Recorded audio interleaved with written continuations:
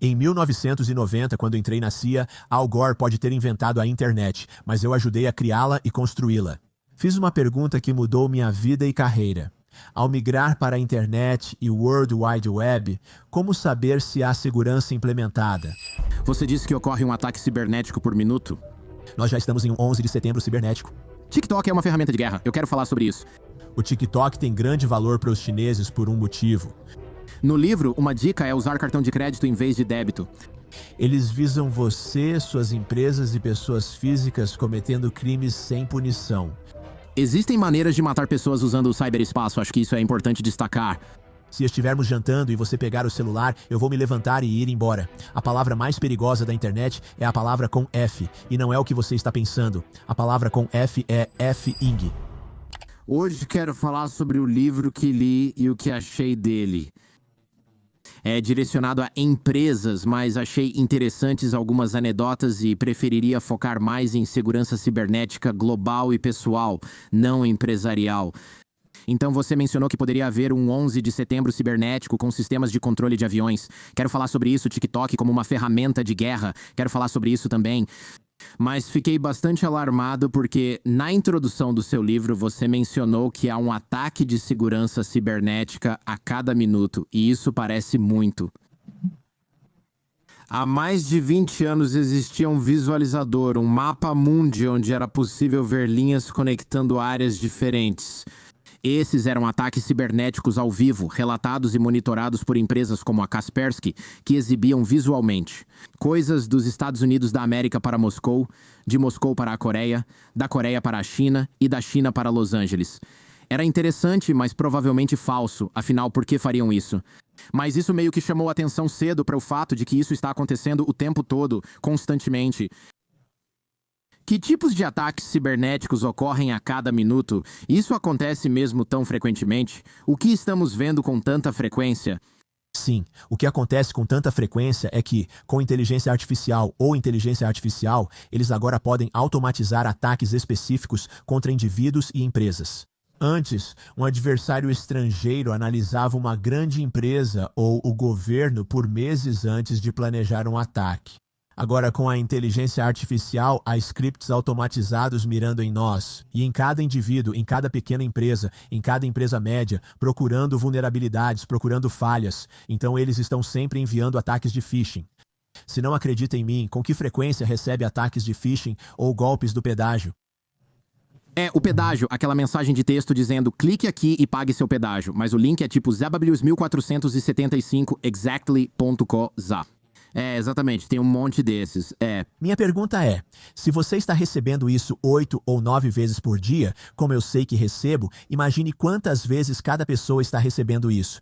Multiplicando isso por cada cidadão dos Estados Unidos da América, percebe-se como isso pode rapidamente virar um ataque constante. Porque eles estão constantemente enviando spams para você, para empresas, para pessoas, e a ideia é que eles não precisam que todo mundo clique, só precisam de um. Se alguém clicar no link, pode acessar sua identidade, negócio e empresa. Então sim, quando você olha para o fato de que cada pessoa e cada empresa está sendo alvo e escaneada por esses ataques de phishing, sim, isso está acontecendo a cada minuto de cada dia. Minha família já foi vítima de vários desses. Tem uma empresa onde minha sogra trabalha. Alguém enviou um e-mail para ela ou outra pessoa da empresa enquanto ela estava em uma ligação. E era tipo, mudamos nossas informações bancárias, por favor, atualize seus sistemas. E alguém estava prestes a fazer uma transferência, ou fez uma transferência de, sei lá, $40 mil ou algo assim para essa empresa. E ela disse, não, estou no telefone com esse cara agora e ele não falou nada sobre isso, então deixa eu perguntar para ele. E o cara disse, até onde eu sei, a gente não mudou nossas informações bancárias. E aí falaram, liga pro banco agora. Então, minutos depois, eles conseguiram reverter a transferência, porque é difícil reverter uma transferência bancária. Consiga fazer em 5 minutos, pois normalmente leva 24 horas para conciliar. Até os mais espertos podem ser pegos em um momento ruim. Me sinto mal em expor ele, mas meu cunhado estava numa ligação, provavelmente dirigindo ou algo assim, conhecendo ele. Ele caiu no golpe do pedágio, pagou e depois percebeu. Acho que fui enganado. Eu só estava com pressa.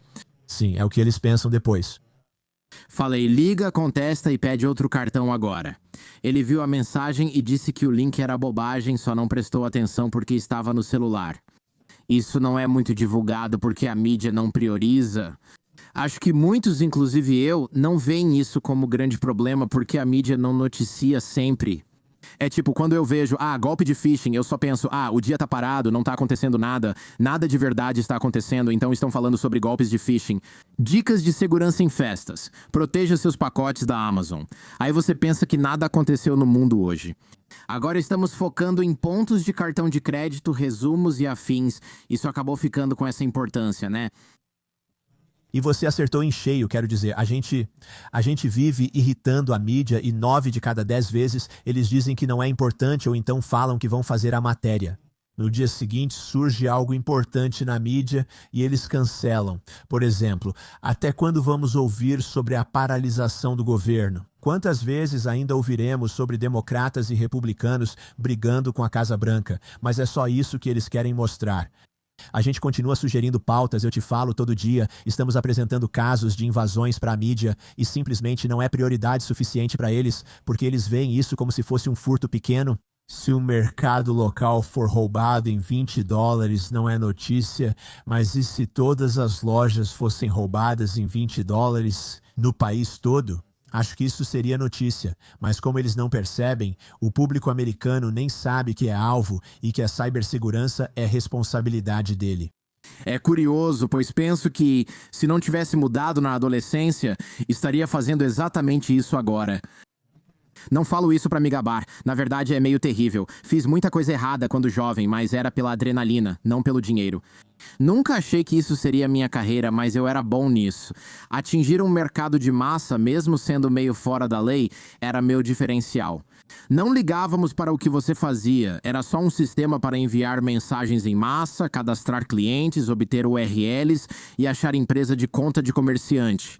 Isso é duvidoso e relaxado, pegue umas 10 dessas e, se cancelarem você, siga para a próxima. Para conseguir alguma coisa de inteligência artificial, chat, Generative Pre-trained Transformer Interface de programação de aplicações funcionando, que possa criar roteiros de conversas, se for necessário, para colocar um chatbot em um site, tipo, nada disso é difícil, nada disso é complicado de fazer. Não me surpreenderia se alguns desses grandes golpes fossem feitos por garotos de 19 anos morando com os pais. E o mais assustador é pensar se isso vai além, não sendo só jovens de 19 anos no comando, mas sim uma corporação ou empresa. Imagine uma empresa com escritório de 2.000 metros quadrados, 3.000 funcionários e faturamento anual de $50 milhões. Mas eles estão localizados na Rússia ou na China. O trabalho deles é focar em você, suas empresas e pessoas. E aqui está a parte louca. Isso não é ilegal nesses países e não existem tratados de extradição. Então esses países... Sim, você liga para a polícia local, eles vão dizer que é um problema do FBI. Você liga para o FBI e eles vão dizer: nós sabemos quem eles são, sabemos o que eles estão fazendo. Infelizmente, como o valor é inferior a 5 ou 10 mil dólares por pessoa e não podem prender, nada pode ser feito. Então, basicamente, é um crime sem qualquer processo ou qualquer questão legal associada a ele. Sim, tantas vezes pensei, e se eu tivesse continuado sendo meio problemático na adolescência, como seria minha vida? Moro quase sempre no Sudeste Asiático ou na Rússia, e meu melhor amigo, com quem me encontro todo sábado para jogar golfe, eu nem jogo golfe. O chefe de polícia da Segurança Nacional está na minha folha de pagamento? Assim, não sou pego por comandar um centro de golpes, algo que todos sabem ser crime organizado. Eu alugo um escritório de uma grande imobiliária no centro da cidade. Tenho almoço com buffet. Esse lugar é tipo o Google, sabe? Eu tenho o meu. Meus funcionários são bem pagos, inteligentes e bilíngues ou trilíngues, falando inglês e dialetos locais. Tenho assistentes e uma microcozinha com lanches, ou seja, aqui tem tudo. Só preciso evitar países com tratado de extradição. E, de novo, se eu fosse se eu fosse mais disfuncional do que sou hoje, isso seria mais atraente do que ser uma versão pobre e disfuncional de mim mesmo, certo? Quero dizer, não é difícil fazer esse tipo de coisa. Eu trabalhei com algumas pessoas de centros de golpes, pessoas de centros de combate a golpes, devo dizer, jornalistas e outros. Basta ter um VPN profissional instalado no roteador. Eles vão até seu escritório e fazem isso para você. Você poderia trocar todos os IPs do escritório 3 vezes por semana e nunca seria bloqueado. Esses serviços nunca vão conseguir acompanhar você. Você sempre será um cliente pagante e seus cheques serão aceitos pela empresa de mensagens. Assim, você terá influência sobre ela e poderá obter o que quiser, até com pessoas que não querem cooperar. Quero dizer, é sério, confia em mim, eu já pensei nisso, talvez você não tenha percebido, eu já pensei sobre isso, tipo, e se a empresa de mensagens quiser? Você está me assustando um pouco? Eu sei, mas compra com empresa de fachada e manda o chefe. Faz ou tá demitido? Eles desconfiam de golpe, e você pergunta, quem faz o que mando? Você encontrará alguém disposto a ser cúmplice e realizar o que deseja. A grande questão é, muita gente pensa, pô, eu tenho um podcast, uma lavanderia. Criminosos não precisam de nenhuma informação que o meu negócio tem. Me diga por que isso pode não ser verdade. Primeiro de tudo, você tem uma identidade? Acredito que sim. Sim. Questionável, especialmente após este episódio. Quantas vezes você vai a uma loja e te oferecem um cartão de crédito com conta gratuita para usar na hora? Se tiverem seus dados básicos, data de nascimento e os 4 últimos dígitos, podem abrir uma conta em seu nome. Se for menos de $1.000, a própria pessoa permite. Pense em quantas pessoas têm cartões de crédito em seu nome. Isso acontece sempre com conhecidos. E você tem $100 na conta? Eles não roubam $1 milhão de uma pessoa, mas $100 de 1 milhão de pessoas. E isso se acumula. Então por que eles não iriam atrás de você? Se você observar um grande banco ou empresa da Fortune 50, verá que gastam milhões em segurança. Eles têm 300 pessoas na segurança. São um alvo difícil. Invadir levaria meses. Pergunta: quantas pessoas protegem você e sua família? Provavelmente 0. Quanto você gasta? Provavelmente nada ou cerca de $49 por ano. Poxa, cara, eu tenho o antivírus McAfee aqui, ou seja lá como se chama. Quem é o alvo mais fácil? Você é muito mais fácil e rápido de invadir. Prefiro invadir a lavanderia e conta do João, roubar suas identidades e a lista de clientes. Por que me preocupar em acessar a Dark Web para comprar dados se posso invadir a lavanderia do João? Roubo o seu banco de dados com 500 pessoas da comunidade local e agora posso atacar todos eles. Tenho o endereço de e-mail, o número de telefone e informações básicas do cartão de crédito deles. Moro na Bay Area. Se atacar uma lavanderia em Palo Alto, Califórnia, encontrará funcionários do Facebook e executivos dessas empresas. Cada uma dessas pessoas vale vários milhões de dólares. Essas são identidades valiosas para se roubar.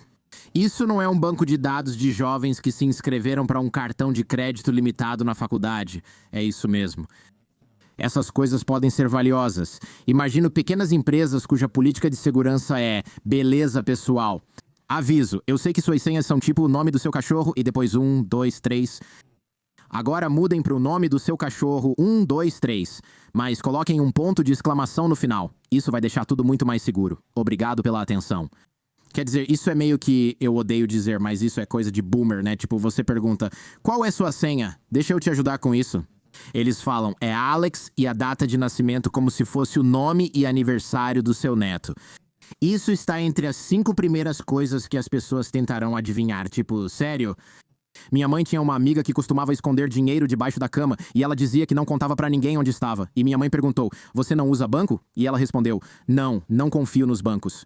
E ela perguntou, mas onde você esconde o dinheiro debaixo da cama? E essa mulher, que era imigrante da Polônia, virou pra filha e disse, você contou pra sua amiga onde a gente esconde o dinheiro? E a filha respondeu, não, todo mundo esconde o dinheiro debaixo da cama.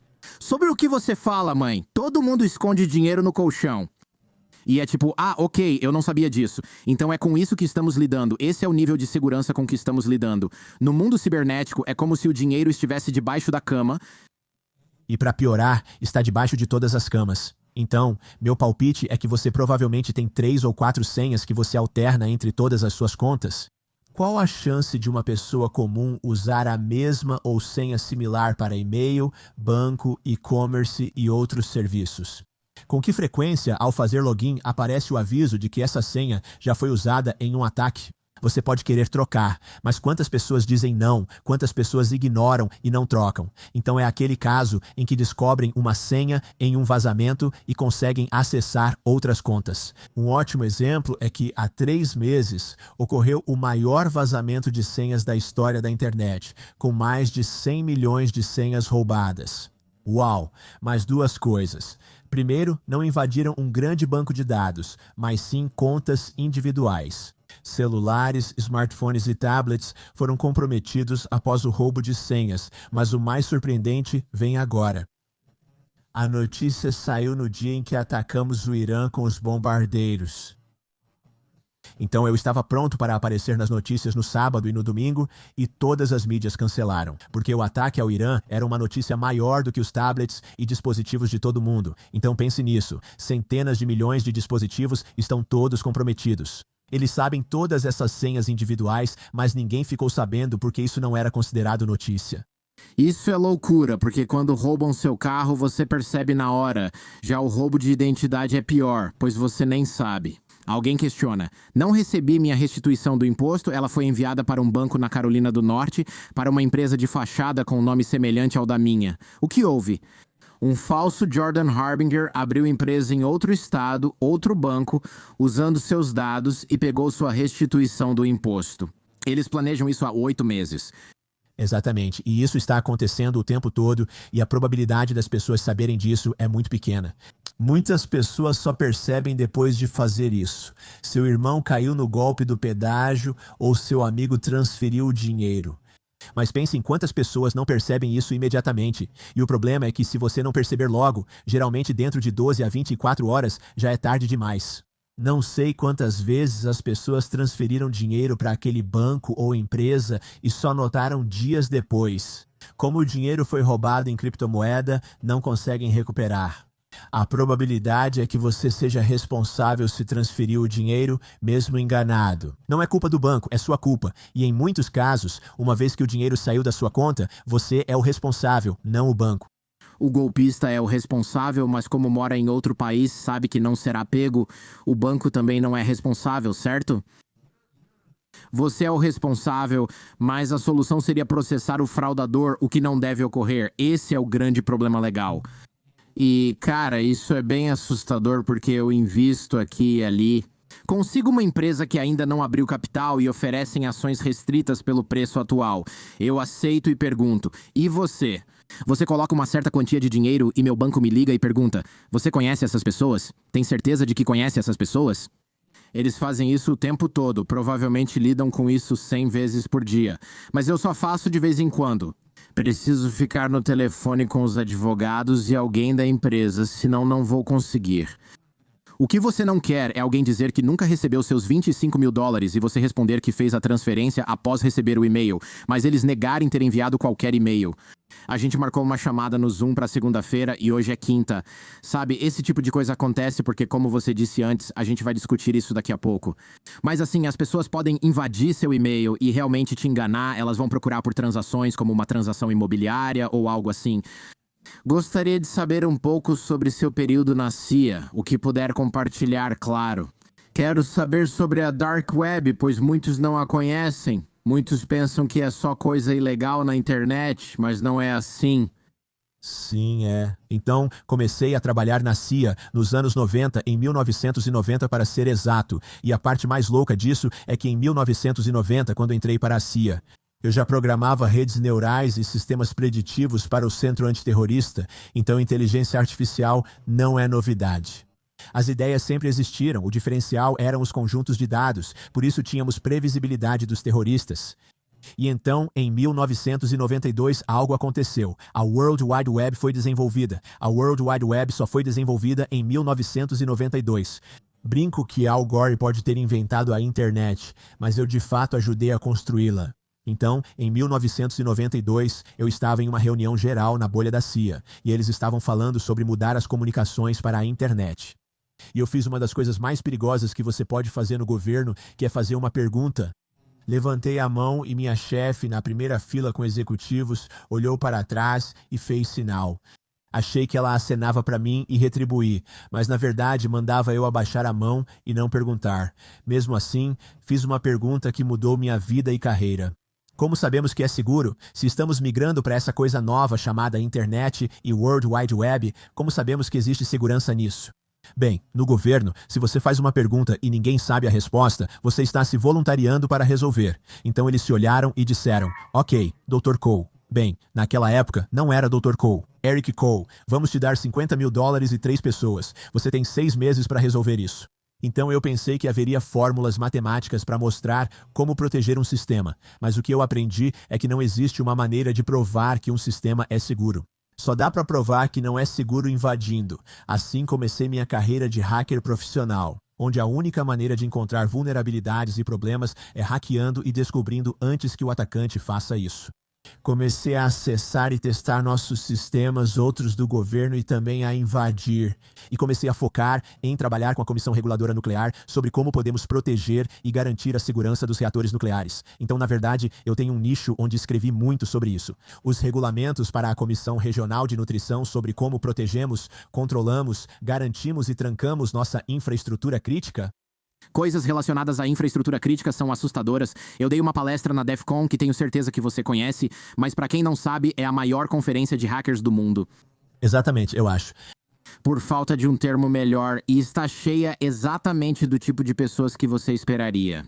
Mas tipo, um grupo de talentos brilhante e insano.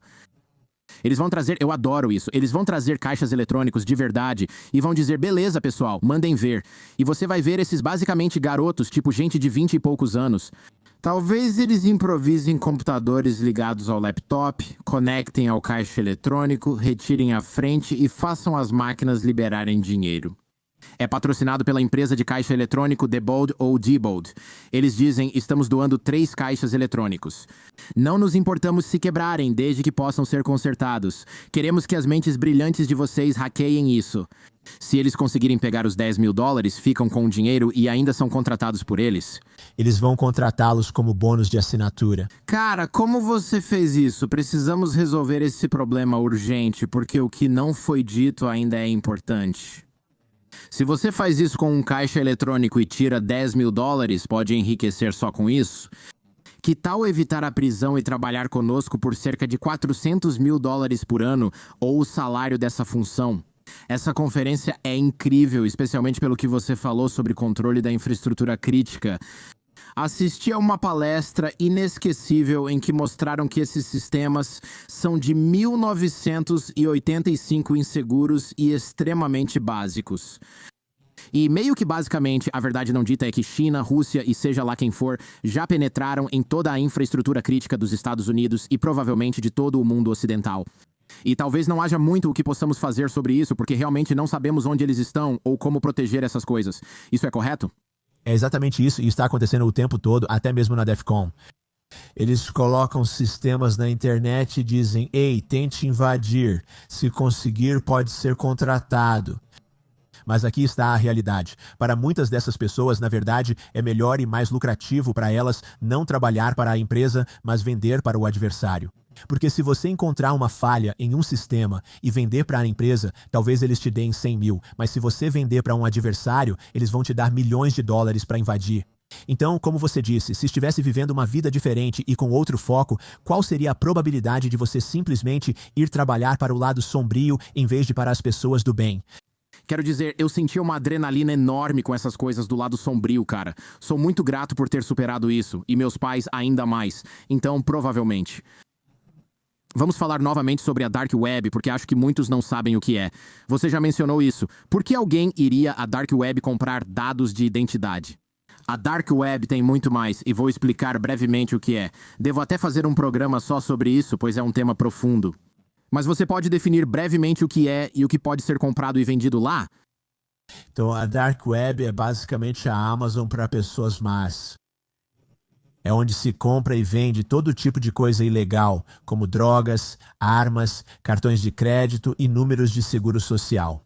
Você acessa e encontra dados pessoais como nome, endereço e telefone, vendidos por cerca de $2 por pessoa. Se incluir cartão de crédito ou seguro social, pode custar de $7 a $20, dependendo do valor. Você pode comprar essas informações como um criminoso e usá-las para atacar alguém. O software está disponível. Ao acessar a Dark Web, você pode baixar programas para phishing, contas e informações. Por cerca de $20 mil, é possível ganhar até 20 milhões em 2 a 3 semanas. Você pode vender seus lucros na Dark Web por ainda mais dinheiro. Isso só é possível com a infraestrutura do crime organizado, certo? Eu me lembro, cara, isso faz um tempo, mas tenho certeza que você sabe disso. Isso provavelmente foi há uns 10, 15, 20 anos. Havia uma grande quadrilha de crime organizado ucraniana ou russa, espalhada por vários lugares, mas especialmente na Ucrânia e em Nova York. Eles obtinham grandes quantidades de dados de cartões de crédito e débito. Pegando cartões em branco que eu vi com meus próprios olhos, na verdade na Ucrânia, cartões em branco que tinham adesivos de holograma da Visa. O que quer que eles imprimissem, você sabe, lembra? Você podia simplesmente pressionar na parte de trás. Provavelmente ainda pode com cartões de crédito, pressionar o número na parte de trás, pressionar o nome na parte de trás. E eles colocavam informações falsas e simplesmente programavam essas tarjas magnéticas com esses programadores de tarja magnética e iam aos caixas eletrônicos e sacavam dinheiro. $500 aqui, $500 ali, usavam o cartão até ele ser bloqueado. Esse cara tinha centenas de pessoas fazendo isso em todo lugar e ganhava cerca de $20 milhões por mês. E eles finalmente pegaram ele. E eu lembro que uma das coisas mais engraçadas que ele disse foi: fiquei tão deprimido. E é tipo, por quê? E era simplesmente porque ele tinha conseguido tudo o que sempre quis e mais ainda, né? Você está ganhando $20 milhões por mês, ou seja lá quanto for. Mas ele estava sob tanto estresse e, além disso, isso não o fazia feliz porque ele ainda era um cara totalmente disfuncional. Mas foi um caso muito interessante. Porque você pensa consigo mesmo, você pode simplesmente fazer um cartão de crédito, programá-lo com as informações e então fazer alguém ir até um caixa eletrônico e sacar o dinheiro. E a resposta basicamente é: sim, você pode. E as ferramentas para fazer isso são baratas, gratuitas ou de baixo custo e facilmente disponíveis na Dark Web. Sim. Você disse que não se prova que algo é seguro, só se prova que é inseguro. No livro, você usa uma metáfora sobre como algo considerado totalmente seguro já não funciona mais. Pode explicar isso pra gente? Claro, então todo mundo sempre fala: nós queremos 100% de segurança, Jordan. Eu posso te dar 100% de segurança, é tão fácil. Quer 100% de segurança para você e sua família? Então faça as malas, venda tudo e mude-se para a Pensilvânia para virar Amish. Já invadi muita coisa na vida, mas não consegui hackear uma vela nem uma charrete puxada por cavalo. Isso não tem como. Se não houver funcionalidade ou benefício, você estará totalmente seguro. E, para te dar um exemplo mais realista, meu smartphone. Se eu quiser deixar meu 100% seguro, é fácil. É só esmagar ele com um martelo? Esmagar, queimar, jogar numa vala e desligar, aí ele vai estar 100% seguro? Mas a realidade é que assim que você adiciona qualquer funcionalidade, você diminui a segurança. Então segurança e funcionalidade são inversas. 100% de segurança é zero funcionalidade. Então as pessoas sempre vêm até mim e dizem: Eric, quando ouvem que eu trabalho com cibersegurança, você vai me dizer que eu não posso fazer isso, vai dizer que eu não posso fazer aquilo, que eu não posso fazer isso. Você é o cara do não. Eu digo: não, eu não sou o cara do não nem o cara do sim, eu sou o cara das opções. Então o que eu faço com qualquer empresa, qualquer negócio ou qualquer pessoa, eu nunca, jamais vou dizer que você deve ou não deve fazer algo. Vou te fazer duas perguntas. Qual o valor e benefício? E o risco e exposição? O valor compensa o risco? Se o valor ou benefício compensa o risco, faça. Se o valor e o benefício não compensam o risco, não faça. Curiosamente, esse é o mesmo conselho de Warren Buffett nos investimentos. Sempre minimize o lado negativo. Warren Buffett não investe em criptomoedas porque, apesar do potencial de ganho, o risco de prejuízo é alto e não compensa para ele. E você precisa ter a mesma mentalidade quando estiver pensando em adicionar funcionalidades. O valor ou benefício realmente compensa? Um ótimo exemplo disso é a Alexa. Quando a Alexa foi lançada, todo mundo adorou tê-la em casa, porque era só dizer: Ei Alexa, qual é a previsão do tempo? Ou toque essa música, e achavam que era a coisa mais legal do mundo. E então, 2 ou 3 anos depois, as pessoas descobriram que a Alexa basicamente estava ouvindo tudo o que você fazia. Eles desconfiaram, não quero um aparelho espionando minha casa, mas diziam que a Alexa não ouvia nem gravava. Eu pensei: espera aí, como ela pode responder se não está gravando? Ao pedir Alexa, me diga a previsão do tempo ou toque essa música e ela responder, significa que está gravando o que você fala. Sou perito e atuei em um caso no ano passado envolvendo um crime em um prédio comercial com Alexa. E uma das primeiras coisas que as autoridades bem treinadas em cibersegurança fazem é desligar imediatamente os dispositivos, porque ele grava os últimos 30 ou 40 minutos. E nós realmente tivemos um caso em que a Alexa testemunhou no julgamento. A Alexa foi realmente permitida de ser reproduzida e eu verifiquei e validei a autenticidade disso. E ela basicamente testemunhou no julgamento contra alguém e o júri usou isso basicamente para provar a culpa da pessoa. Você pode dizer, Alexa, quais os últimos 40 minutos da gravação? Ela responde, vou tocar para você. E é alguém sendo atacado com um martelo em um escritório, é insano. Ou, neste caso, era negociação com informação privilegiada no escritório de alguém e por acaso tinham a Alexa gravando o acordo de negociação e conseguiram capturar isso na Alexa e reproduzir depois. Isso é insano. Eu lembro que ela registrou um assassinato há muito tempo, acho que não lembro dos detalhes exatos, mas ela registrou um assassinato. E eles disseram, precisamos desses registros. E a Amazon respondeu, eles não existem, e eles insistiram, não, isso é um assassinato. Chega de enrolação, cadê? E eu não lembro exatamente como terminou. Mas foi assim. Ok, talvez esteja em algum lugar se acharem. Acho que falei disso no programa. Tinha outro dispositivo. Vou jogar a Google na fogueira e espero estar certo. Era algo como um Google Home. No esquema não havia microfone, mas ao desmontar o dispositivo real, foi encontrado um microfone na placa de circuito. E foi tipo, espera aí. Isso não está nas instruções, não é uma função do dispositivo, não está no esquema do dispositivo, não está na patente. Ou seja lá o que for, está apenas ali escondido. E eu acho que a resposta foi, não está em uso. E aí fica aquela coisa tipo, bom, por que vocês colocaram isso em todo o dispositivo ao custo de, sei lá, $1 a mais? Então, se não está em uso, você não gostaria de ficar com esse lucro para você? E a resposta é, bem, a resposta real é que está em uso ou vamos usar em algum momento. E a gente não queria ter que anunciar isso ou contar isso pra ninguém, né? E aí fica aquela dúvida. Então, está gravando ou não está? E a resposta sempre é, você pode provar ou não. Não está gravando. Se você não pode provar que está, e se estiver, então prove. E aí a gente paga qualquer multa que tiver que pagar pra sair dessa enrascada em que a gente se meteu. Eu estou viajando ou não? Você está certo. Sempre digo que a palavra mais perigosa na internet hoje é a com F. Cresci em Nova York, onde ela era comum no nosso vocabulário. Para mim, a palavra com F é a palavra mais perigosa do planeta. E não é o que você está pensando. A palavra com F é grátis. Grátis não é grátis. Porque todas as vezes que você tem um aplicativo grátis, basicamente você está permitindo que eles acessem seu microfone, sua câmera ou suas fotos. E todo mundo fala, não, Eric, isso não seria permitido na App Store ou não seria permitido na loja do Android. Mas essa é a realidade. Se eles pedirem e você disser sim e der permissão, isso na verdade é um aplicativo autorizado e é permitido. Muita gente nem percebe que, ao instalar aplicativos, permite acesso sem pensar, só clicando sim. Quando você checou suas configurações pela última vez?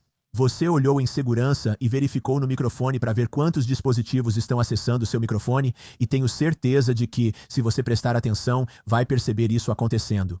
Você está conversando com seu telefone, com sua família ou seus filhos, e vamos supor que você está falando sobre comprar um carro novo e menciona um certo modelo de veículo e um certo tipo, e você está falando sobre o carro, e você fala disso e daquilo sobre ele. E então você entra no Google e digita apenas a letra W, e a frase que aparece automaticamente é: qual é o preço desse carro ou qual é o custo dele? E você fica tipo, e quando começa a prestar atenção, você pensa, como é que ele sabe disso? E então você entra e começa a navegar nas redes sociais. E de repente todos os anúncios que aparecem são daquele carro sobre o qual você acabou de falar e tudo mais. E quando você começa a prestar realmente atenção, é na verdade assustador pra caramba. O quanto você está sendo monitorado e rastreado pelo seu celular e nem percebe isso. Em ambientes governamentais, smartphones são proibidos em áreas seguras. Empresas também estão restringindo dispositivos em reuniões. Você realmente tem que deixar seu celular do lado de fora, no que chamamos de gaiola de Faraday, que tenho certeza que você conhece se está indo para o DEFCON. Isso impede seu dispositivo de enviar ou receber informações. Então, as empresas estão ficando mais espertas e percebendo que você está sendo espionado, e isso acontece por causa dos aplicativos que você instalou e baixou. Isso é loucura. Acho que muitos já suspeitaram que o celular ouve, porque todos já passaram por isso. Você fala, cara, tá tão frio lá fora, eu adoraria ir pra Grécia. E aí você abre o celular no dia seguinte, ou até uma hora depois, e aparecem só anúncios do tipo, fuja pra Grécia. Você pensa, espera. Aí alguém diz, eles anunciam em todo lugar porque é inverno aí, só isso. É coincidência e viés de confirmação. Só percebeu o anúncio da Grécia porque falou sobre isso agora. Talvez você já tenha visto isso várias vezes e pense, ok, pode ser viés de confirmação, mas continua acontecendo repetidamente. Mas será que é coincidência? Você percebe quando acontece com algo realmente aleatório, tipo algo que eu pesquisava ou comentava? É constrangedor, mas cueca com compartimento é o que parece e é mais confortável, essa é a minha defesa. Então isso não é algo que está sendo anunciado para milhões de pessoas o tempo todo, em todo lugar. São pequenos negócios. É um pouco de nicho e, de repente, comecei a receber um monte de anúncios disso e pensei, peraí, isso é específico demais, né? Sim, você está procurando um voo para algum lugar, ok, é inverno, está frio em Michigan, eles estão te oferecendo um voo para outro lugar. Beleza, mas cueca com compartimento, cara, sei lá, mano. É um mercado pequeno, sabe? Não é o item de férias mais popular ou procurado para presentear amigos, é meio estranho. Esse tipo de coisa me faz pensar, esse negócio me ouve e não posso evitar. Deixo ele no programa só para receber anúncios de cibersegurança depois. E eu agradeço porque estou com meu celular aqui, então garanto que agora vou começar a receber anúncios de cueca com bolso. Me avise, obrigado, me avise, Experimente, é confortável. Devo colocar? Quando perguntarem como fui indicado, devo dizer que fui indicado pelo Jordan? Vou colocar seu nome lá. Tenta. Vou colocar meu nome lá. Posso ficar ainda mais ligado a cuecas de marca estranha. Então seu ponto é, não pergunte. É seguro? Pergunte se o benefício do software ou dispositivo compensa o risco de segurança inerente ao uso de qualquer coisa. Precisamos perceber que celulares e inteligência artificial não podem substituir a interação humana. Eu meio que tenho uma regra de que, se você for jantar comigo, tipo, se algumas pessoas, muita gente diz, ei, Eric, queremos jantar com você, porque eu sou relativamente conhecido nesse meio e as pessoas estão na cidade e alguns nomes grandes também. Sempre digo que ao jantar comigo, a regra é deixar o celular no carro ou no bolso. Se estivermos jantando e você pegar seu celular e começar a mexer ou mandar mensagem, eu vou levantar e ir embora, porque isso é a coisa mais rude do mundo, se estamos em um restaurante e eu e você estamos conversando. Se eu parasse a cada 30 minutos para conversar 5 minutos com alguém aleatório, você se ofenderia e diria, Eric, que porra é essa? Vou embora. Mesmo assim, permitimos que as pessoas façam isso com smartphones o tempo todo. Precisamos parar. Quantas vezes você vê uma criança de 2 a 4 anos em um restaurante? Em vez dos pais conversarem, brincarem e interagirem com eles, eles dão o celular ou um iPad para a criança. Eu vejo isso o tempo todo em restaurantes. Isso me deixa furioso. Você vê uma família com 3 ou 4 crianças e os pais não só não conversam com os filhos, como também estão no celular. E todas as crianças estão no celular. E eu fico pensando, por que vocês estão indo jantar juntos? Isso não é um jantar, é você interagindo com outros e ignorando sua família. Eu vou defender os pais porque eu tenho 2 filhos pequenos. Às vezes é a única pausa que eu tenho o dia inteiro. E eu fico tipo, olha, eles podem assistir alguma coisa se isso significar que eles realmente vão comer a comida deles. E eu posso conversar com minha esposa em paz. Mas, aliás, claro, o que isso significa é que eu não posso. Caso contrário, fico preso alimentando eles sempre, o que é bem irritante. Concordo, é uma muleta, mas tenho dificuldade em criticar. Entendo que é difícil julgar pais que só querem 45 minutos de paz para conversar. O que é compreensível. Mas a questão é, você sabe quais jogos eles jogam e apps usam? Ah, sim. Isso é importante. A maioria dos pais prefere apps gratuitos para as crianças em vez de pagar $7, R$7,99. Observe os anúncios exibidos, são eles que educam seus filhos. Você sabia disso? Se quiser decidir conscientemente, por exemplo, dar uma pausa de 1 hora e deixar a internet cuidar do seu filho nesse tempo, tudo bem. Você está ciente de que está deixando outra pessoa educar seus filhos por 1 hora? Concordo com você. Só permitimos aplicativos de jogos educativos para eles. Eles gostam desses, onde aprendem matemática ou cores conforme a idade. A gente deixa eles usarem essas coisas. Mas você tem razão, minha fatura da Apple todo mês é tipo R$100. Porque é assim, você paga por isso, paga pelo Disney Plus, paga por aquilo, porque eu não quero, cara. Outro dia assisti a um programa no Amazon Prime Video, mas não tenho a versão sem anúncios porque quase não assisto. Tenho 2 filhos e um negócio, então nunca sobra tempo para isso. Ontem minha esposa quis ver um programa que todos elogiam. Assistimos um episódio, mas os anúncios de 2 minutos me irritaram, já que não compro Tide nem me interesso por isso. Quanto custa pra se livrar disso? E é tipo R$7,99 por mês, e eu fico tipo, só paga isso. Eu não quero meu programa sendo interrompido o tempo todo. Mas você tá certo, você dá isso pros seus filhos e é tipo, compra essa porcaria, compra esse brinquedo, aqui vai outro, ou pior. Então, a gente não permite nenhum anúncio, não deixa eles usarem nenhum aplicativo que tenha anúncio ou que não seja educativo. E geralmente eles só estão assistindo algum tipo de... Eles estão assistindo Markrober, aquele youtuber que faz coisas de engenharia. Esse cara é incrível, então a gente toma muito cuidado. Mas, cara, até o YouTube dificulta um pouco, você tem que... Pensei, vou bloquear só os canais chatos que não gosto. Há inúmeros canais do Eric, muitos deles são chatos, estúpidos e nada educativos. Eles não falam, só fazem barulhos, jogam coisas e bagunçam tudo.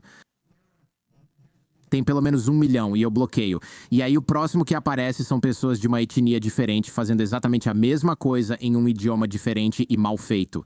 E eu penso, meu Deus, impossível. Tem a Organização das Nações Unidas, essa é a fórmula. Muita gente lucrando e vídeos infinitos. Mas voltando à cibersegurança real.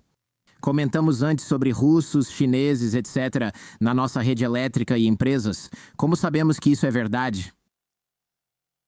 Primeiro, eles só vão te contar se você realmente perguntar para as redes elétricas modernas ou pesquisar na internet. Veja quantos vazamentos de dados ocorrem, pois essa é a realidade das empresas de capital aberto.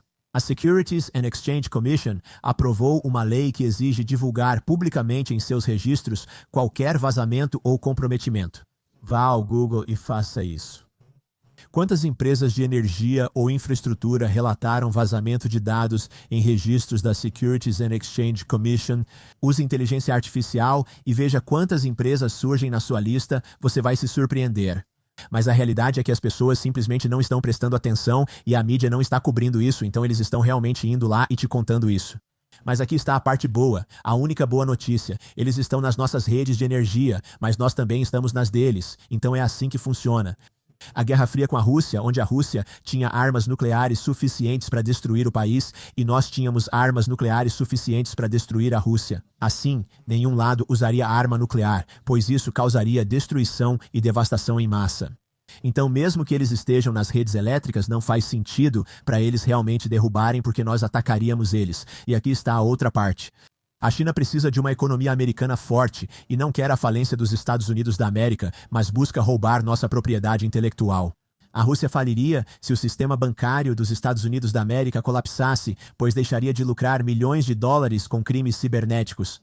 Eles querem uma infraestrutura bancária saudável, roubando apenas o suficiente para nos afetar, sem destruir o sistema. Então, se o fato de eles estarem nessa infraestrutura crítica e nós termos visto o caso do oleoduto colonial, lembra daquele ataque de alguns anos atrás que derrubou tudo? Pode ser que não tenha impactado você, porque é engraçado como muita gente na costa oeste nem percebeu, mas eu moro no norte da Virgínia. Durante 5 dias, os postos de gasolina ficaram fechados, houve filas e as pessoas começaram a surtar porque não conseguiam abastecer. Será que a gente vai realmente ter que ir a pé até a loja ou de bicicleta? Mas foi uma realidade que atingiu a costa leste.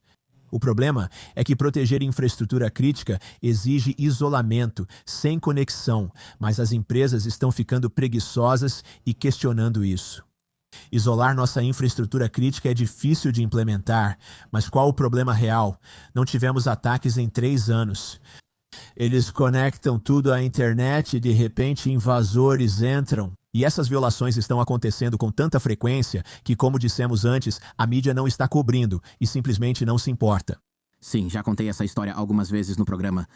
Mas eu tinha um conhecido cujo pai, acho que era isso, trabalhava para a companhia de energia, ou melhor dizendo, infraestrutura crítica, lá em Michigan.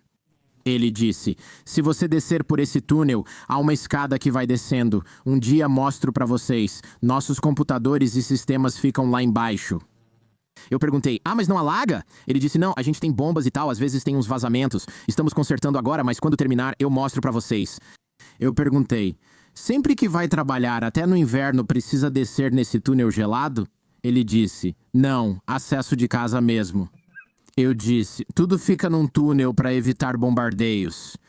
Tem um fio de telefone que sai e você acessa pelo modem ruim no escritório, porque lá fora está frio. Pensei, meu Deus, se os hackers tivessem pensado nisso, poxa... Os filmes de Hollywood deixaram de ser ficção e hoje são não ficção. Você mencionou o Dial-Up, mas veja o filme Jogos de Guerra. Eu adoro esse filme, é muito bom. Um garoto acessou e fez login apenas discando números aleatórios, encontrando esses sistemas. Sim, se seu amigo e outros trabalham de casa. A Covid foi a pior e mais devastadora coisa para a cibersegurança, porque basicamente pegou toda a nossa infraestrutura crítica, todos os nossos sistemas bancários e permitiu que as pessoas trabalhassem remotamente. Se fosse possível login remoto com identidade e senha, seria fácil para invasores? O melhor é que nem precisam roubar seu usuário e senha, apenas comprometem seu sistema. Falamos de phishing, onde um clique no link já compromete o dispositivo.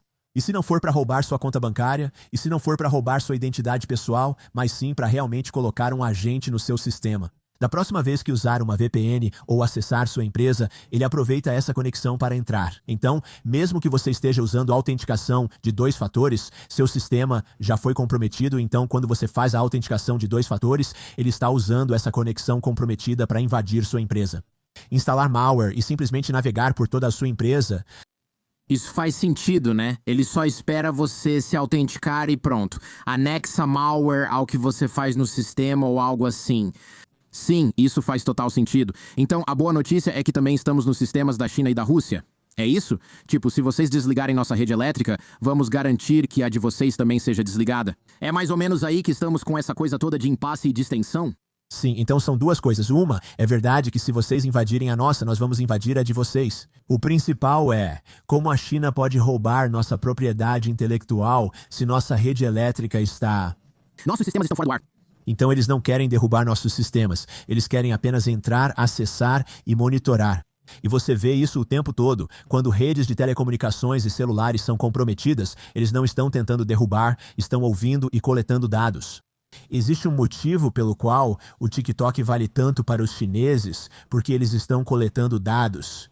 Eles têm dados de cidadãos americanos dos últimos 12 anos, o que é valioso. Estamos analisando e planejando tornar o TikTok uma empresa dos Estados Unidos da América. Ninguém comenta sobre isso. E os servidores e centros de dados na China, toda aquela informação guardada lá, aí brincamos dizendo que não queremos que a China tenha tudo isso. Estamos tranquilos com as redes sociais e Mark Zuckerberg tendo essas informações. O mais curioso é que há um motivo para isso. Larry Ellison, da Oracle, é um dos principais interessados e deve adquirir o TikTok. Ele tem uma empresa de banco de dados e quer dados das pessoas. Por que a Oracle iria querer o TikTok? Por que diabos a Oracle iria querer ser dona de uma das maiores plataformas de mídia social? Não é pela mídia social em si, é por todos os dados que eles podem coletar e armazenar em seus bancos de dados para fazer correlação e análise. Por que você acha que Elon Musk comprou o X, o TikTok ou o Twitter? Não é coincidência. O que ele faz depois?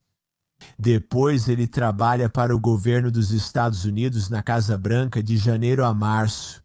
E então, de repente, ele larga o emprego e não faz mais isso, e aí o que ele faz? 2 meses depois, ele anuncia um mecanismo de inteligência artificial chamado GROK, não é coincidência, meu amigo. O GROK é um dos mecanismos de inteligência artificial mais poderosos.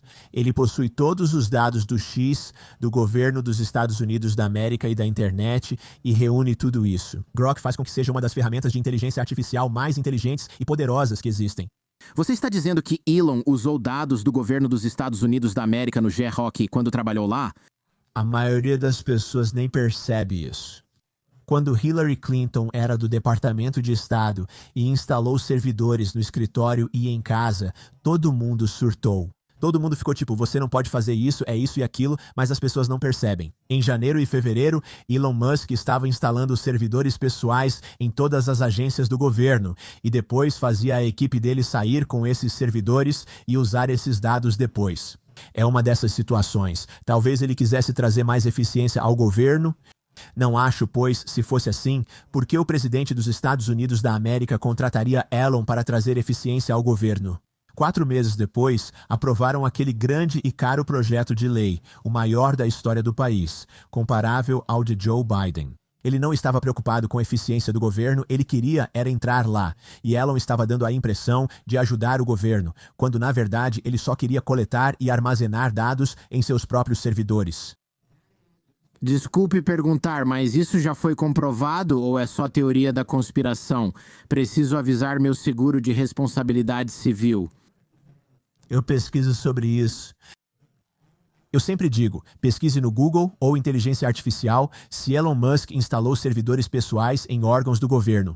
As histórias estão aí. Elas não chegaram à grande mídia, mas é de conhecimento público que ele fazia isso. Vamos fazer isso agora. Elon Musk instalou servidores pessoais em escritórios do governo dos Estados Unidos da América e pegou os dados? Este é o ChatGPT-5, vamos ver o que ele diz enquanto pensa. Não há provas de que Elon Musk tenha instalado servidores em órgãos do governo dos Estados Unidos da América para obter dados. O que ocorre é mais sutil e significativo. O Grupo Doge foi acusado de instalar um servidor ilegal na rede do Escritório de Gestão de Pessoal. Escritório de Gestão de Pessoal. O Escritório de Gestão de Pessoal afirmou em documento judicial: o e-mail funciona em computadores do governo e não depende de servidor externo. Os autores do processo argumentam que o servidor foi instalado sem as devidas avaliações de impacto à privacidade e pode ter exposto informações de identificação pessoal de funcionários federais. Certo, então vamos ver o que acontece lá, com o processo. Não há nenhuma prova confirmada publicamente de que Musk ele mesmo tenha caminhado pessoalmente bem. Não há comprovação de que um servidor privado controlado por Musk colete dados do governo, nem decisão judicial sobre isso. Eu só estava curioso. Gosto de estar sempre bem informado sobre essas coisas. Gostaria de falar sobre por que a Rússia ficou 24 horas sem internet mundial. Você se lembra disso? Aliás, isso foi há alguns anos, então nos conte o que aconteceu. Porque meu amigo é um cara de cibersegurança de alto nível. Eu até estranharia se vocês não se conhecessem. Ele me mandou uma mensagem dizendo: isso é algo grande, melhor você explicar os motivos. Quase todas as grandes empresas, exceto as dos Estados Unidos da América, têm pontos de conexão com a internet onde podem se desconectar. Essa é a realidade. Eles querem agir sozinhos e impedir ataques cibernéticos. Se houver um grande ataque cibernético contra a Rússia, eles querem poder se desconectar e controlar as informações. Eles entram e, todo ano, ficam 1 ou 2 dias sem internet para provar que conseguem ser resilientes. Quando começaram os ataques entre Israel e Irã, o Irã ficou 3 semanas sem internet para tentar impedir ou reduzir os vetores de ataque. E o mais louco é que os Estados Unidos são a internet. Criamos a espinha dorsal da internet, então não podemos nos desconectar. Basicamente, somos a internet. Sempre perguntam aos presidentes quais nossos pontos de conexão com a internet. Podemos nos desconectar? A resposta é não, pois somos a internet. Então, o que deveríamos estar fazendo, em vez de gastar trilhões de dólares asfaltando nossas estradas ou fazendo todas essas coisas grandiosas e bonitas de projetos de lei? Deveríamos investir trilhões para criar uma internet independente. Assim, o governo ou nós poderíamos nos desconectar se preciso, mas como não podemos sair da internet, viramos um grande alvo. Se uma grande guerra cibernética estourasse, a China poderia se desconectar, a Coreia do Norte poderia se desconectar, a Rússia poderia se desconectar, os Estados Unidos não podem.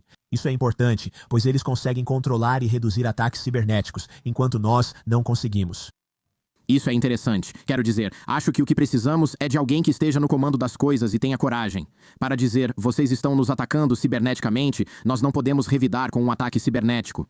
Vamos destruir alguns de seus navios ou plataformas de petróleo ou garantir que retirem seu pessoal dessas áreas. Se não podemos invadir, vamos destruir. Você só precisa de alguém disposto a escalar a esse nível e chamar o blefe deles, porque parece que é isso que eles estão planejando. Eles estão planejando poder nos atacar. E não podemos nos defender igual, então precisamos escalar ou agir diferente, correto? Isso mesmo, sim. Isso é um pouco assustador, eu diria. Isso é bem assustador. Também sei que você disse no seu livro que os chineses instalam malware nos nossos dispositivos durante a fabricação. Você pode explicar isso? Porque eu acho que muita gente não entende como algo que não é um computador pessoal pode ter software, por exemplo. Entramos nessa situação e não é à toa que muitos dizem que a China é um dos principais agentes contra os Estados Unidos. Ao analisar as principais ameaças cibernéticas, a China sempre lidera. Temos medo e preocupação com possíveis ataques chineses aos nossos sistemas, mas faça-me um favor. Pegue qualquer dispositivo eletrônico, tablet, computador ou smartphone e vire. O que vê do outro lado? Feito na China, e estamos aqui dizendo que tememos um ataque da China. Mesmo assim, Todo o nosso hardware, chips e dispositivos são feitos na China. Qual a chance de incluírem malware nesses chips? Malware pode residir em qualquer hardware, qualquer firmware, qualquer outra coisa. Então agora vamos imaginar se todos os nossos dispositivos têm algum tipo de malware instalado. E eles só não ativaram ainda, na verdade estão apenas esperando a oportunidade certa para ativar o malware. O que esse malware faria, por exemplo? Ouvir o que estamos dizendo, capturar informações pessoais, capturar dados pessoais ou potencialmente começar a capturar todos os nossos cartões de crédito ou nossas contas bancárias ou nossas senhas ou informações. Se isso estiver no nosso dispositivo, eles podem ouvir e registrar tudo o que fazemos e dizemos. Sim, isso seria possível. E acho que eles poderiam apenas desligar os dispositivos. Imagine se nenhum celular funcionasse nunca mais. Você vai conseguir outro que também não funcione, suponho. Isso não seria bom. Tenha um celular Huawei reserva guardado que não conecte a redes americanas. Temos provas de que o malware foi instalado? Ou é só tipo, ei, se eles são espertos, e eles são, com certeza estão fazendo isso? É definitivamente mais a segunda opção, porque a gente não está entrando e checando ou verificando a integridade desses chips, certo? A gente só está indo. E a gente morre de medo do TikTok porque é uma empresa chinesa, mas não temos medo de que todos os nossos chips sejam fabricados na China. É um duplo padrão pensar que a China não pode possuir uma rede social como o TikTok. Por que permitimos que uma empresa chinesa controle nossos chips e dispositivos apesar de tanto esforço? Sim, isso é sim, quero dizer, olha, eu concordo com você. Eu adoraria falar sobre algumas. Tem outras histórias de terror que foram bem interessantes. Uma foi sobre a venda de uma casa que o casal conseguiu. Um hacker invadiu o computador do corretor de imóveis e instruiu o casal comprador a transferir o dinheiro para outra pessoa. Eles transferiram o dinheiro para um ladrão. A empresa de títulos ou de custódia nunca recebeu. Essas pessoas perderam economias de uma vida ou parte delas. Muito triste. Houve outro caso em que uma empresa chinesa estava negociando para adquirir outra empresa. Eles monitoraram o e-mail, viram a oferta e disseram: sabemos o valor mínimo que aceitam, então aqui está. Gostaria de entender melhor os riscos que enfrento como figura pública no dia a dia. Claro, Joe, a questão da venda de casas é ruim, mas tem uma que eu achei bem interessante. O cartão de crédito desse cara foi roubado porque a palestra dele era pública. Você pode contar essa história? Foi uma reviravolta para mim. Sim, você entra e um executivo como Chief Executive Officer, Chief Operating Officer ou Chief Financial Officer está palestrando em conferências, isso é conhecido.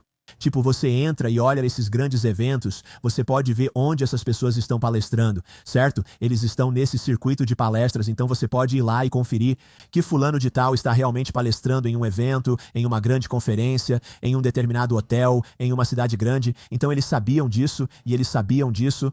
A palestra dele foi às 10 horas. Às 10h05, eles ligam para o assistente do executivo e dizem: temos seu chefe registrado neste hotel. Se não recebermos os dados do cartão por falha, teremos que retirá-lo do quarto em 60 minutos.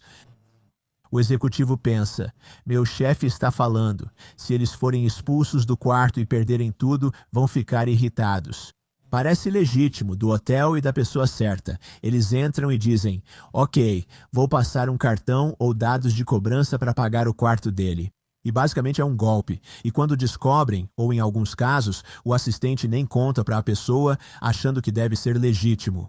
E eles não falam com o chefe por alguns dias e não dizem nada. E quando percebem ou recebem a fatura, o dinheiro já foi embora e a conta já foi cobrada. Uau, isso é loucura porque, claro, você vai divulgar seu evento de palestras. Isso mesmo, e aí alguém pode simplesmente pegar isso. E basicamente é como dizer, esse é o equivalente moderno. Meus pais diziam para não contar aos amigos se fôssemos viajar ou ficar fora de casa, não por acharem que eles eram más pessoas. Mas, felizmente, nunca viajávamos. Podiam dizer, Jordão vai viajar. O irmão mais velho ouve e conta aos amigos que perguntam onde mora e quando sai para roubar a casa enquanto estiverem fora. Sabe, são essas pequenas coisas inocentes em que você nem pensa, porque não é um ladrão, e as pessoas realmente se passam por mim. Enviam mensagens nas redes sociais de um perfil falso do Jordão Harbinger, dizendo: perdi minha bagagem e estou em Londres. Sei que você é fã do meu programa. Pode me transferir $5.000 ou me dar esse valor em cartão presente da Apple? É o único pagamento que este hotel aceita. Só umas besteiras. Felizmente, os fãs do meu programa não são idiotas e me avisam. Eu denunciei essa conta, mas eles estão se passando por você. E sabe, o Instagram vai cuidar disso. Mas isso acontece tanto que em algum momento deve funcionar, tem que funcionar, senão eles não fariam isso. Você acertou. Tipo, as pessoas entram e dizem, por que isso está acontecendo? Por que eu continuo recebendo isso? É porque está funcionando. Por que você acha que está recebendo tantos golpes de pedágio? Você pode não clicar, mas as pessoas estão clicando. É por isso que eles fazem isso. E uma história engraçada. Lá, tive um amigo influenciador de mídia social famoso. Hackearam a rede social dele e enviaram mensagens aos amigos. Ei, fui viajar de última hora. Estou preso aqui. Quero dizer, ele precisava transferir dinheiro, e o engraçado é que todos os amigos dele eram espertos o suficiente e não clicaram no link. Aí ele me liga, irritado, e eu pergunto, por que você está tão chateado? E ele responde, meus amigos não estão nem aí pra mim, exatamente. Ele disse, Érico, se aquilo fosse real, nenhum dos meus amigos teria me dado dinheiro. Ele continua e eu falo, cara, você está perdendo o ponto aqui. E ele realmente ficou chateado porque nenhum dos amigos dele se importou o suficiente com ele para realmente ajudar. Mas voltando ao post sobre sair de férias, existia o site pleasehelpme.com, que basicamente coletava essas informações. As redes sociais procuravam pessoas postando fotos nas férias. Eles entravam e procuravam fotos pessoais. Essas fotos tinham sua geolocalização. Ao postar uma foto, muitos não notam que os metadados revelam onde você mora ou tirou a foto, facilitando o acesso de outros. Se você colocasse um código de endereçamento postal no pleasehelpme.com, ele mostraria as casas cujos donos estavam de férias e usaria registros públicos para indicar o valor delas. Eles usavam cifrões para indicar o valor das casas, um para até 200 mil, 2 para até 300 mil e 3 para 500 mil. E, na verdade, isso não era ilegal porque usava informações disponíveis publicamente, mas recebeu uma publicidade tão negativa que eles realmente tiveram que tirar o site do ar. Mesmo que eles tenham feito isso como um serviço público, não porque estivessem fazendo algo errado ou quebrando alguma lei, certo? Tentei mostrar que não deviam postar isso, mas pediram. Parem de noticiar essa má prática de segurança, pois está assustando as pessoas. Ah, isso é tão típico. De alguma forma é como, não temos mais Covid, como você sabe. Bem, paramos de testar, então os resultados dos testes mostram 0 casos de Covid. É esse tipo de coisa. Você disse no livro que ladrões pagam até $500 mil por laptops de CEOs porque os dados valem milhões. Executivos recebem treinamento para nunca deixar o laptop fora de vista? Vejo pessoas deixando o laptop em saguões de hotel quando vão ao banheiro e pedem para eu olhar. Sou honesto, mas elas não sabem disso. Exatamente, ou as pessoas esquecem. Um dos principais golpes a evitar é durante a passagem pela segurança. Como executivo, se não tem administração de segurança dos transportes precisa tirar o laptop do sistema, certo? Então eles entram e dizem, ei, estou com pressa ou isso ou aquilo. Eles passam por você ou se separam, então alguém te observa como executivo. Eles vão na sua frente e passam pela segurança, então você vai passar pela segurança. E a pessoa na sua frente trabalha com eles. Eles vão ficar enrolando, ou com o relógio, ou com o cinto, e aí é tipo, espere um segundo, por favor, saia da fila, por favor, saia da fila. E quando você finalmente passa, seu laptop já foi liberado e eles já pegaram. Isso acontece sempre. Não precisa muita gente. Se fizerem esses golpes várias vezes, acaba sendo lucrativo para eles. É loucura, mesmo com os dados criptografados como com File Vault ativado. Exatamente. Porém, eles provavelmente já instalaram malware e já têm acesso ou quantos executivos. Vejo isso sempre. Você olha para o laptop ou tablet deles e há um post-it com usuário e senha anotados. Isso é tão bobo, acontece sempre. Só olho os aviões quando vejo executivos trabalhando. E eu constantemente olho para o laptop deles e vejo um pequeno post-it com a senha anotada. Já avisei para não fazerem isso. Digo, não estou olhando sua tela, prometo. Mas o bilhete mostra algo visível para todos. Eles dizem, é só temporário. Eu pergunto, mas ainda usa, né? Eles admitem, tá, você me pegou. Tipo, talvez seja isso mesmo. Você só está usando isso nesse voo e é algo novo. E você está prestes a entrar lá e mudar a senha. Quanto tempo você acha que eu preciso nesse sistema? Se eu estiver sentado ao seu lado e só por curiosidade boba e tédio nesse voo, e se eu decidir entrar em qualquer coisa que você esteja acessando agora, quanto tempo eu preciso para causar um problema para você? Se levar alguns minutos, já é tempo demais para deixar isso aberto. Ou você não muda a senha porque o Wi-Fi do avião é ruim e eu chego no hotel antes de você. Muita coisa pode dar errado com isso. Você mencionou, na verdade, que a maioria dos ataques cibernéticos, tipo invasões pesadas em sistemas, só são detectados quando o roubo de dados fica tão grande que começa a impactar o desempenho do servidor. Você pode explicar o que quer dizer com isso? Tudo bem? Quando um invasor entra no sistema, acessa uma conta de usuário. Eles criam pontos de pivô para se mover pela rede, de servidor em servidor, até alcançar o sistema crítico. Na maioria das vezes, ataques são detectados pela tecnologia da informação, não pela cibersegurança, pois problemas de desempenho surgem de repente. Seu servidor de banco de dados funcionava normalmente, operando a 60% de desempenho. De repente, em 2 semanas, ele vai de 60% para 95%. E agora as transações não estão sendo realizadas. E aí você pensa, espera um segundo, por que o nosso desempenho quase dobrou em 2 ou 3 semanas? Isso ocorre porque, em vez de baixar poucos registros, os usuários baixam todo o banco de dados, afetando o desempenho. Então, a maioria dos ataques é detectada pelo impacto no desempenho dos sistemas, e não porque a área de cibersegurança realmente está detectando ou pegando esses ataques. Entendi. Então, basicamente é tipo, por que isso aqui parou de funcionar de repente? E a resposta é A. Alguém ficou ganancioso e pegou muitos dados, perdendo a discrição. Loucura. Ouvi que até sofremos ataques cibernéticos do Reino Unido, o que me surpreendeu. Isso é mais um? É apenas um agente de ameaça usando o Reino Unido para ataques, ou pessoas no Reino Unido estão atacando os Estados Unidos da América. É os dois.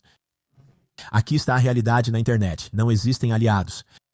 Porque o que impede um indivíduo que mora no Reino Unido ou um atacante que mora no Reino Unido de atacar nossos sistemas? Somos tão vulneráveis quanto qualquer um no sistema. Não apenas atacantes usam VPNs do Reino Unido, já que não bloqueamos esses IPs. Por que os atacantes não vivem no Reino Unido, Canadá ou outros aliados e atacam nossos sistemas? São indivíduos atacando, não o governo, e eles não seguem leis nem têm aliados. Faz sentido. Achei que podia ser agente estatal do Reino Unido, mas você fala de indivíduos criminosos, certo? Não há honra entre ladrões. Antes pensávamos que o Irã não nos atacava, mas na verdade usava a China para rotear ataques. Por que a China deixaria o Irã usar seu território para isso? Isso não faz a China parecer mal, sabe? Isso não irrita a China também? Faz sim, mas os sistemas deles são tão vulneráveis quanto os nossos. Então por que entrar? E você não acha que os sistemas chineses são comprometidos, que invadem os sistemas chineses e que usuários individuais são alvo? Então por que não entrar e simplesmente se esconder sob o radar? Se sabemos que estamos recebendo um grande número de ataques da China e um aumento de 10% a China não liga, a gente nem percebe. Então a ideia é, por que o Irã atacaria a gente diretamente se eles podem simplesmente aumentar um pouco a quantidade de ataques vindos da Rússia, da China, e simplesmente se esconder sob o radar? Isso faz sentido. Acho que a Coreia do Norte também ataca a gente a partir da China, não é? Porque eles simplesmente não têm uma infraestrutura robusta o suficiente para fazer isso localmente. Um amigo meu que trabalha em uma terceirizada disse que os ataques da Coreia do Norte vêm quase sempre de Pequim. Existem maneiras de matar pessoas usando cyberataques. Acho que isso é importante de notar porque muita gente não percebe isso. Eles pensam, cara, eles derrubaram nossos sistemas de internet, nossos bancos. Ok, isso é ruim. As pessoas não conseguem comprar, mas pelo menos ninguém morre. Nem sempre será assim, certo? Certo. Agora pense quantos dispositivos embarcados, como marca-passos ou monitores, as pessoas usam. Estamos colocando cada vez mais computadores ou chips dentro dos seres humanos. E o que impede um invasor de atacar, invadir ou ir atrás desses diferentes sistemas? Então, é uma coisa.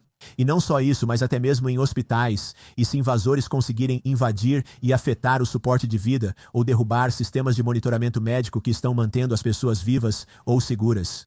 Qualquer coisa em um computador pode ser hackeada. Estamos mantendo pessoas vivas com computadores nos corpos, então por que não atacar isso? Sabe, isso é interessante. Eu fui a um hospital recentemente e preciso meio que anonimizar isso. Mas basicamente o equipamento que eu vi estava rodando em algo como é que chama? Windows 2000 ou algo assim. Era tipo um Windows Me. Era tão antigo que pensei, que diabos? Comentei com o técnico, por que não atualizam isso? Ele disse que tudo era personalizado para a máquina. Perguntei se era Windows e ele respondeu que sim, mas uma versão enxuta com itens adicionados. Atualizar. Não dá simplesmente para colocar um CD aqui e instalar a versão mais nova do Windows. E isso, claro, levanta a questão. Então, como vocês fazem as atualizações de segurança nesse negócio? E a resposta é, você simplesmente não faz, certo? Você recebe essa máquina e reza a Deus para que ela não seja para algo muito importante. E também você realmente espera que ela não esteja conectada à internet de jeito nenhum, mas vai saber. E você só espera que ela funcione segura assim mesmo sem atualização de segurança há 25 anos. Exatamente. Ao analisar infraestrutura crítica como hospitais e bancos, o que é mais importante? Disponibilidade. Esses sistemas devem ser estáveis e disponíveis, sendo que o que causa instabilidade são atualizações ou mudanças no software. Então agora você tem uma escolha. Eles atualizam os patches o tempo todo e tornam o sistema instável com atualizações e softwares, ou basicamente dizem o seguinte: a instalação de um patch depende de aprimoramento e verificação do fornecedor, o que pode levar anos. Assim, esses sistemas permanecem abertos e expostos. Você deve ter ouvido que a AWS ficou fora do ar por 12 horas na semana passada. Todos notaram, pois tudo parou, do meu colchão ao Reddit. E você para pensar nisso. A AWS tem estabilidade, tem confiabilidade, quero dizer, ela deveria ficar no ar, a AWS não cai, não deveria cair. Então, o fato de ter caído e ter derrubado campainhas Ring, os sistemas de segurança das pessoas ficaram fora do ar, os bancos delas ficaram fora do ar. Comércio eletrônico, quero dizer, isso impactou um grande número de pessoas e se isso pode acontecer com a Amazon, pode acontecer com qualquer um. É isso, bom ponto. A Amazon tem. Tenho ótimas fontes, especialistas em cibersegurança e profissionais da AWS, que é a base da internet. Muito mais do que em um hospital comum. Parece que você poderia alterar registros hospitalares, poderia mudar. Quero dizer, você nem precisa desligar o suporte de vida de alguém enquanto a pessoa está respirando, você só precisa alterar um registro que diga que precisam de dose diferente, receber essa medicação ou amputar essa parte específica, não outra. Talvez você consiga desativar o sistema de segurança de um carro. Realmente parece que esse tipo de coisa é difícil de defender. Como mencionei, qualquer guerra cibernética de um agente estatal pode se intensificar devido à cadeia de respostas, certo? Se você não pode hackear a Coreia do Norte de volta, ou a China, ou seja lá quem for, o Irã, você explode uma refinaria de petróleo, porque essa é a única maneira de mostrar para eles que estamos atentos. E isso é problemático de várias maneiras diferentes. Uma dica do seu livro é preferir cartão de crédito ao de débito. Concordo que cartões de crédito têm mais fraudes, principalmente em cartões de débito. O banco só devolve seu dinheiro após muita pressão, responsabilizando você até lá. Você já ouviu falar disso, mais ou menos? Eu nem sei se dá pra chamar isso de golpe, mas acho que é um golpe. Norte-coreanos conseguindo empregos de tecnologia da informação remotos e simplesmente não ligando a câmera. Ou fingindo estar na China, Coreia ou Estados Unidos. Eles conseguem emprego em uma empresa e frequentemente pagam alguém local, oferecendo $1.000 por mês, por exemplo. Ao configurar o laptop na sua internet e permitir acesso via VPN, você pensa, posso usar esse dinheiro, mas não sei o que fazem, assim conseguem empregos. E eu não sei se eles estão fazendo o trabalho e enviando o salário de volta para o regime, ou se estão roubando a propriedade intelectual e entregando isso para o regime. Provavelmente um pouco dos dois. Você já ouviu falar sobre isso ou estou falando sozinho? Com certeza.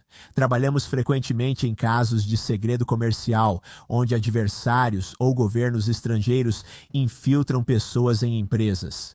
E não é como você pensa. Eles não são contratados e roubam logo de cara. Eles trabalham por 4 ou 5 anos, são promovidos, ficam conhecidos, ocupam cargos-chave. Depois de 4 ou 5 anos, eles começam a roubar dados aos poucos, como aconteceu com Robert Hansen e Aldrich Ames na CIA e no FBI. Eles só recrutam alguém. Quantas pessoas que ganham 200 mil por ano recusariam mais 300 mil? Se você instalar um malware, copiar ou roubar dados, muitos farão isso. Ou você afirma, ninguém nunca roubaria da empresa. Assista ao filme Firewall com Tom Harrison.